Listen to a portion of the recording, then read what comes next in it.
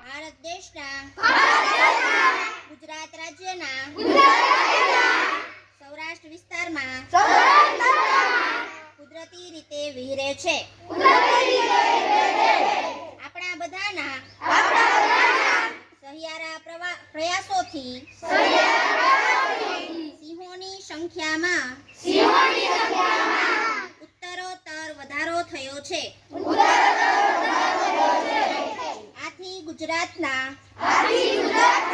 ગૌરવસમા એશિયાઈ સિંહોના સંરક્ષણ માટે હું ખંતપૂર્વક મારું યથાયોગ્ય